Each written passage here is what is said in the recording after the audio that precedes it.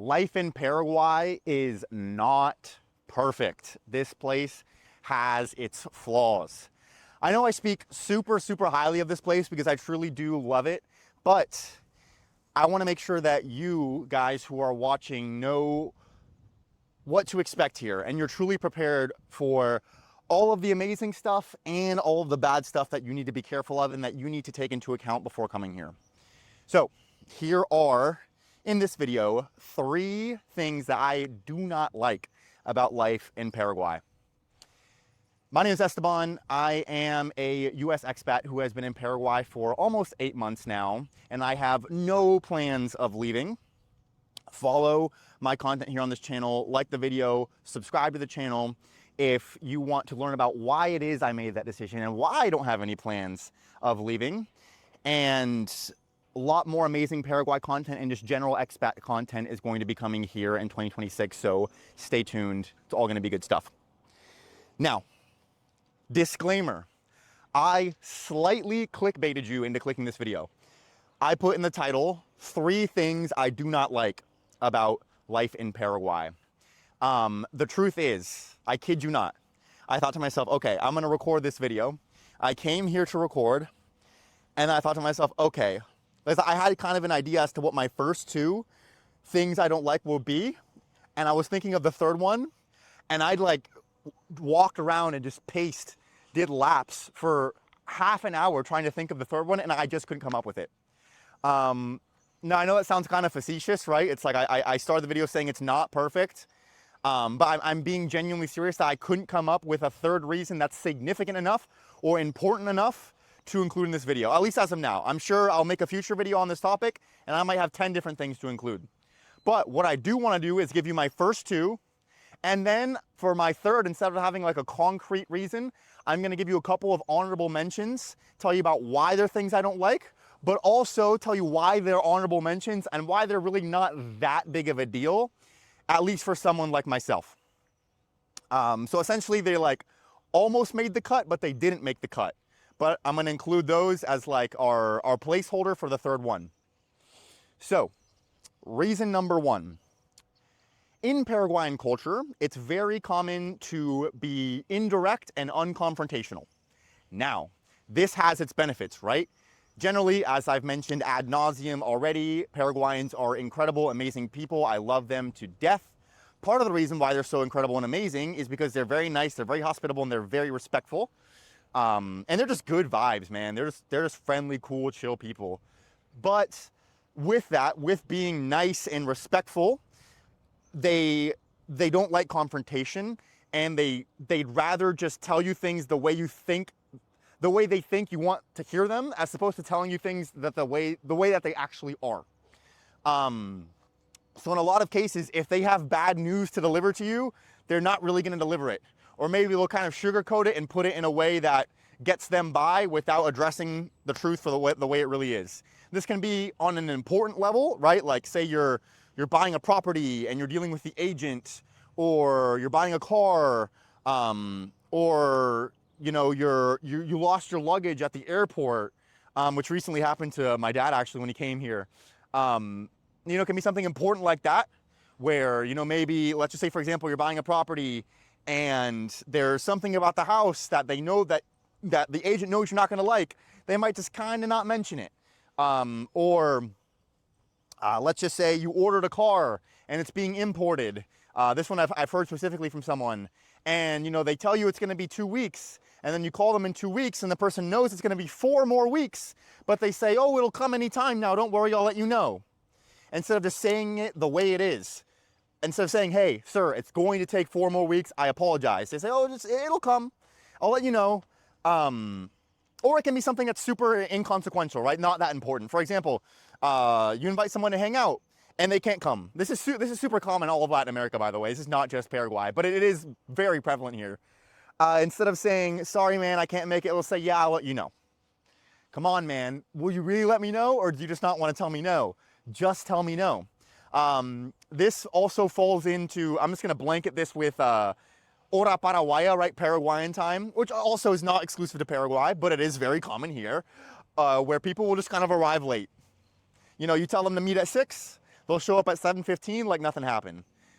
Especially if it's like a social gathering, right? Like you tell them to show up at 8, bro, they're coming through at 10:30.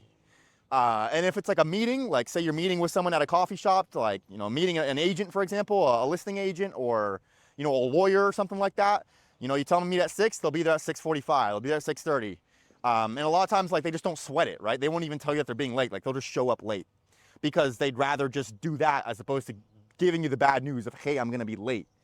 And this, it's not a huge deal, right? You know, it's fine, right? Like if you are decently socially aware, you can read between the lines and you can find out what the truth is without them needing to deliver, needing to deliver it to you directly. But if you're doing important transactions, if you're dealing with things that matter a lot, it's just something that you're definitely going to have to be aware of. Because of course, over time, it might make things a little bit more inefficient than you need them to be. ¿Qué tal? ¿Cómo estás? Disculpame, no te molesto. No, tranquilo. ¿Qué estás haciendo? Un video. ¿Estás hablando? ¿Estás Sí, comentando? sí. Sí. ¿Estás practicando inglés? Una cosa así. Ah. Sí. Hago video en inglés y en español y... Yo vivo ya. ¿Cómo te gusta? Acá en el edificio terminado en el que tiene ladrillos visto. Ok. Ahí vivo. ¿El más alto o el más bajo? El más bajo, Okay. Esto, acá ya se termina ahora. Ajá. Es diferente. Diferente. Vivir así Sí. es vivir porque tenés todo. Cuando sos mayor como yo ya. Yo, por ejemplo, se me descompuso el lente, vine a la óptica, arreglé, si no tenía que tomar coche e irme a otro lado. Ah, no. Acá tenés todo. Sí. Tiene acceso a las tiendas, al restaurante y todo. Yo quería comer una fruta, me bajé, compré una fruta y me subí otra vez. Antes, chao, que te vaya bien. Igualmente, que tenga buen día. A vos también. All right, so back to it. What a nice guy. Just came through, said, for those of you guys who don't speak Spanish, said, hey, like, sorry, am I bothering you? He said, no problem at all. So yeah, I live here, just out for a walk. Telling me a little bit about his experience there. It's a nice guy, nice, awesome guy. I thought that, you know, he might be like, you know, in America, right? Like where I'm from.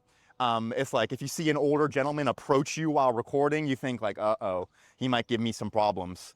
But no, he said, hey man, how's it going? Sorry, he said this is a part of his lap and he wanted to do it. And I was, you know, totally fine, no problem at all. Awesome, yeah, incredible gentleman. Great people, man. I love the people here so much. Always social, always wanted to talk and tell you, you know, give you advice.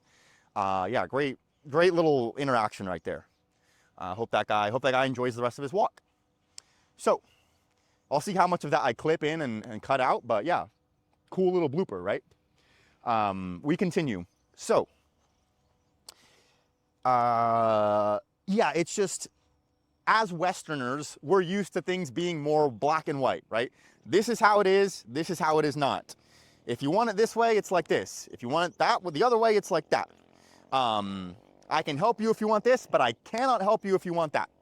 But here, a lot of times, people, instead of telling you, no, I cannot help you, they say, yes, I can help you, and then figure it out, and then apologize if it goes wrong. Or they'll say, I maybe can help you, maybe not. Let's figure it out. I'll let you know. You know what I mean? That's like kind of from a business perspective. And then, of course, like I said, on a day-to-day basis, just like hanging out with people, they're more indirect. Also, by the way, I made a short about this one time. If you smell bad, for example, they're not going to tell you. They'd rather just keep it to themselves and not let you know, hey man, by the way, you smell bad. Just looking out for you. They're not going to say that.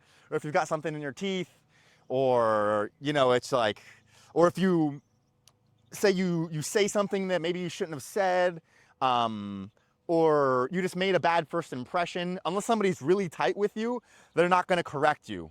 They're just going to let you do your thing.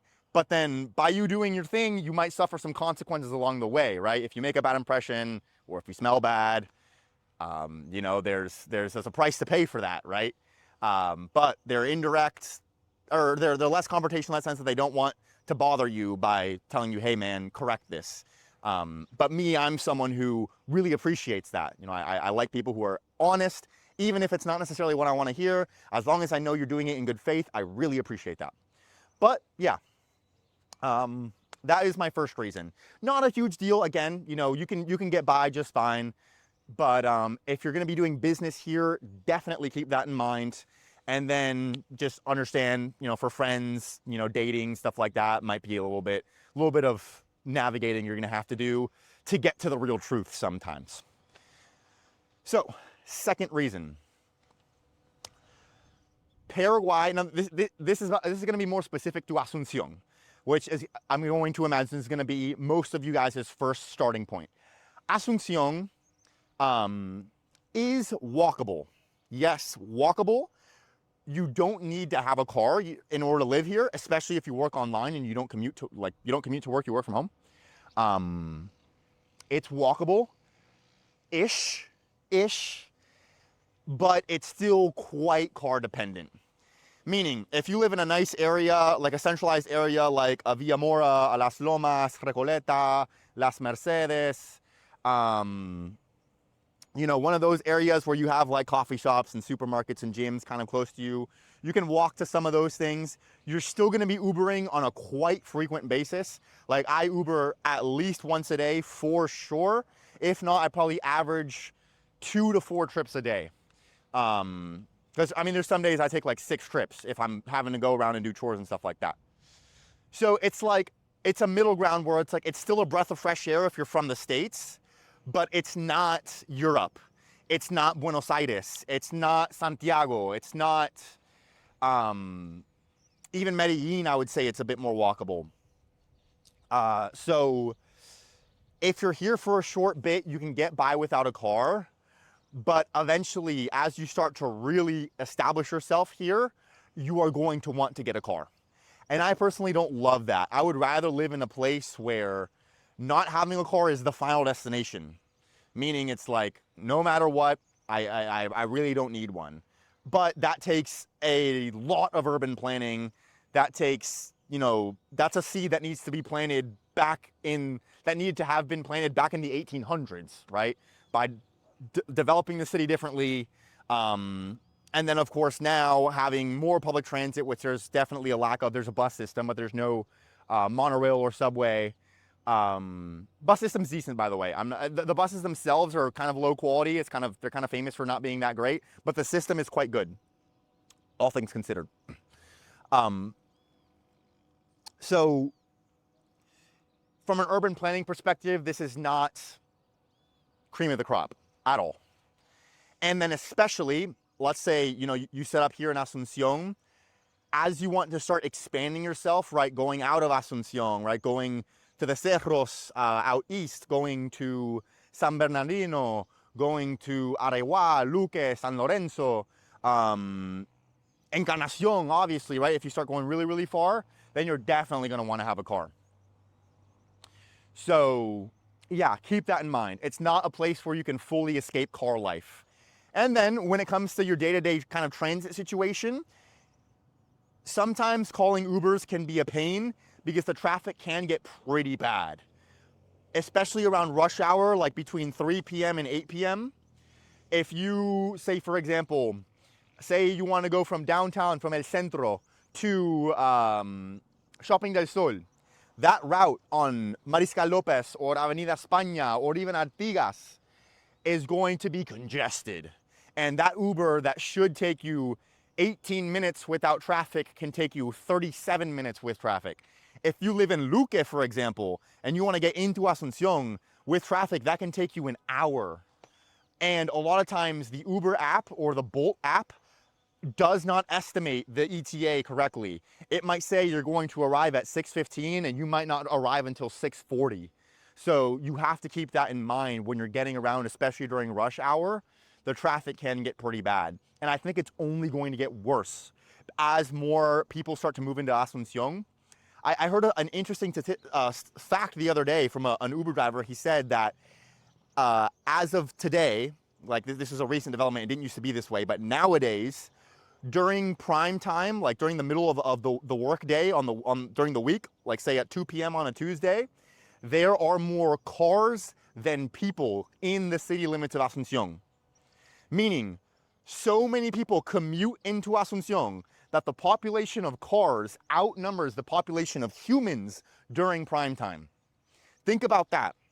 And that number is only increasing. Yes, there's a lot of foreigners who are moving into Asunción, but right now we are barely making a dent when it comes to that sort of thing. What's really making a big impact is as Paraguay is becoming more economically developed, the people outside of Asunción, in the Gran Asunción area, like the suburbs, as well as out in the countryside, they're finding more economic opportunity in the city. Like there's more jobs opening up in the city for them. So there's a lot more people commuting into the city, and it's just a lot more hustle and bustle, and it's becoming a lot more lively. Is that great for economic growth? Yes, absolutely. There's also a young population, a strong cohort of people in their late teens and early 20s that are now aging into the workforce. And that is drastically increasing the amount of people that are commuting to work. So Asunción has gotten very hectic, and the roads aren't that big, the network isn't that developed, and it's starting to face the problems that a lot of American cities have been dealing with for decades now, right? I, for example, am from Atlanta, Georgia. Atlanta, Georgia is infamous for its traffic and infamous for terrible urban planning. It didn't used to be that bad, right? In, say, 2005, you could commute from downtown Atlanta to Alpharetta, which is like a city, 10, 20 miles north, at 5 p.m. and not deal with that much of a nightmare. Nowadays, that takes you over an hour, right?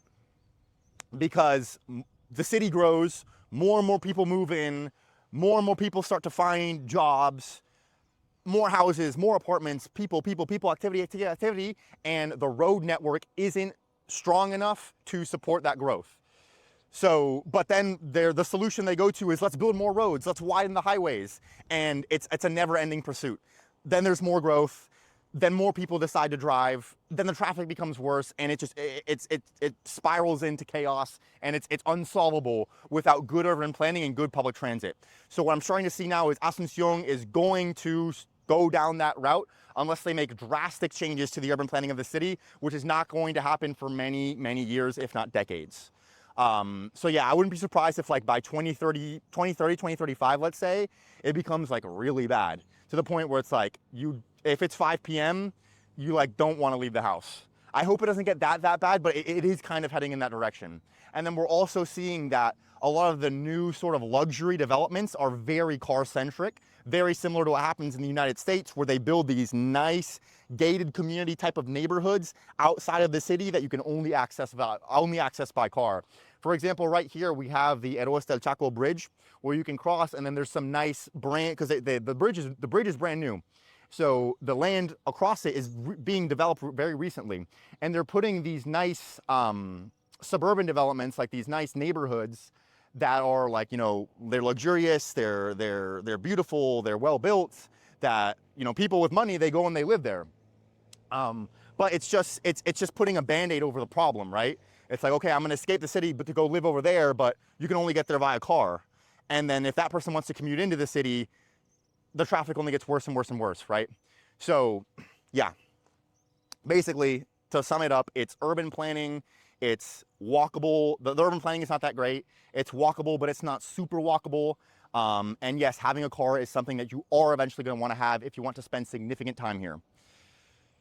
So, what else? Number 3. Now, like I told you at the beginning of this video, I was trying to think of a firm number 3, but I just couldn't do it. I couldn't do it. I couldn't think of a third reason that made me think like, wow, I want that to be my third reason. Because everything I could think of was bad, but also had like a good side to it. In the way that reasons number 1 and 2 really don't. So, I'm gonna give you a couple of honorable mentions. 1, airport connectivity. Now, Asunción's airport is still quite small, and this is a problem that they are going to be looking to solve in the coming years as they either build a new one or upgrade the one they currently have. But it's pretty poorly connected in the grand scheme of things, especially given how centrally located Asunción is. For example, there are no direct flights to the United States. You cannot fly direct to the United States. Apparently, American Airlines used to have a direct flight to Miami, but they canceled it because it wasn't profitable enough. So if you're someone who wants to have Asunción as like a base, that you spend X amount of time per year in, and you're kind of coming in and out, That's something that you're gonna want to keep in mind. And then with that lack of connectivity comes very high flight prices, because say, for example, you're coming from the States, you're gonna have to connect in Panama, you're gonna have to connect in Bogota, you're gonna have to connect in Lima, even Buenos Aires. But like Buenos Aires has a direct flight to Atlanta, let alone Miami. You might even have to connect there. And all of that extra travel just creates very high flight prices. So in general, flying in and out of here is more cumbersome and more expensive than would be ideal. But I do think that that's going to change here in the coming years, because it's so centrally located in South America.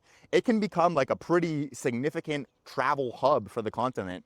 Very similar to like a DFW in the United States, or like a Frankfurt in Germany, where the location just lends to it being a very good place to connect different destinations. Now, reason why I made that an honorable mention and not a main reason is because the title of this video is 3 things that I don't like about Paraguay, and I have no plans in making this a seasonal destination for me. I plan on spending a lot of time here and not flying in and out that often. And I think based off of the type of place that it is, and based off of the type of values that it brings, a lot of you guys are gonna fall into the same boat, right? Maybe you're here 6 months a year, well, that's only two flights in and out you're gonna have to make. It's not the type of place where you're gonna come and spend 2 weeks and then leave for 45 days and another 2 weeks and another 2 weeks. Excuse me. For the most part, grab a sip of water. For the most part, there's not that much of that. It's more of a long-term place to live, right? So for that reason, it's like, it's not good, but it's not that huge of a deal.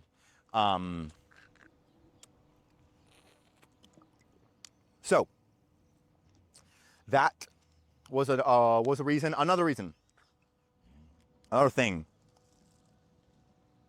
There's a weird culture of like just leaving things here, like just leaving objects. What I really mean by this is like, there's a good bit of litter around the streets. Litter is pretty common here. There is like an effort to get rid of the litter, in a sense that what I see is like there's guys that will go around with like little wheelbarrows and they'll collect trash. And there's also like these little baskets, like just unmarked metal baskets on the streets where people put their trash, and then guys will come and empty them. And I think what they do is they take them to a dumpster and they get paid. And I like that system. I like that system a lot, because you're incentivizing just the local population to make a living out of cleaning up trash. And they go and they pick up trash on the streets, and I think they get paid based off of how many kilos of trash that they bring, if I'm not mistaken. I'm just assuming the part of them getting paid. I'm not sure for a fact, but I can't see any other reason why there would be so many of these guys. So I do kind of like that. But there's still a good bit of litter, right? Stuff gets left around, like even around like where I'm standing right now. To be fair, this is kind of a construction site, so like the construction guys just kind of leave shit. But yeah, there's just like a culture of just kind of leaving things and not being as conscious of putting it in the trash or in its place. Reason why I make it sort of an extrapolated concept instead of talking about just litter is because it applies to other things too. For example, if you go to a food court in a mall, you're gonna notice that what people do is they get their tray, they put it on the table, they eat their food, and then they just leave when they're done. Like they just walk away and they leave their tray with their dirty plate, and then somebody comes after and takes the plate and takes the tray. That works just fine, except for when it's really crowded. Half the time what you'll notice is that you'll go to sit down and eat. Half the seats are occupied by people, and the other half of the seats are occupied by dirty trays that haven't been cleaned up yet. Had everyone taken their tray and stacked it on top of the trash can, that wouldn't have been an issue. But yeah, it's just not as efficient in that sense. Also at grocery stores, many times what they'll do is they'll just kind of leave the shopping cart in the aisle when they're done, and then somebody comes through and takes them. But again, if there's a lot of people, there's a lot of carts being left in the aisle, and that person can't get to them right away. So sometimes you're having to fight loose shopping carts in the grocery stores. So yeah, it stems from just like I said, just kind of leave it sort of mentality, as well as an industry of having those types of employees, right? For example, in the States, where everything is margins are accounted for down to every last penny, the business owner would rather not pay that employee to do the cleaning and just have the customer pitch in and do it themselves. So over time, you extrapolate that over the course of the entire economy, that starts to become the norm. That starts to become the culture, right? Because business owners don't want to hire that employee. They want to keep it as lean as possible. Here, you'll notice that there's an abundance of employees in a lot of stores and restaurants and just in retail. Like there's sometimes you look around, you're like, why? Like, how are they making money? Like there's so many employees. But yeah, it's just because like the businesses aren't that cutthroat about cutting costs. Which I kind of like that actually, because you're giving the person jobs, there's more employment, there's better customer service sometimes because there's more people to take care of you. I like that. I don't like the American mindset where it's like every penny needs to be saved by all means necessary. But yeah, there's that part of it as well, to where it's like people here just, they know that the person is there to do it, so it's like, why would they do it themselves? Reason why I made this an honorable mention is because it's just not that big of a deal. It did come to mind, but it's just not a huge deal because whatever, dude, like there's litter on the streets, like whatever, just walk by it, you know what I mean? Or pick it up and put it in a trash can if you have one necessary, and like kind of pitch in and do your part. But like, you know, whatever, like sure, it's not the most aesthetic thing ever, you know, the roads don't look as nice and picturesque if there's trash, but like, it's fine, you know, it's not like, you know, the videos you see of like streets in India where there's just like absolutely everywhere, you know, it's not that bad. Same thing with the river. The river is pretty clean, all things considered. The water isn't, but it's not full of trash. So yeah, it's like, whatever. You know, there's trash, just do your thing. And the thing with the trays at the mall, it's like, yeah, it's kind of an inconvenience, but just a lot of times what I'll do is I'll take the trays myself and I'll clear up a table and I'll take them to the trash can and kind of pitch in, do my part, and then just eat my food. So yeah, that's another thing that I thought of. And then, what else? What else? That's kind of it. I was hoping to have a third reason for the honorable mention, but I didn't. So screw it. We'll just leave it at that.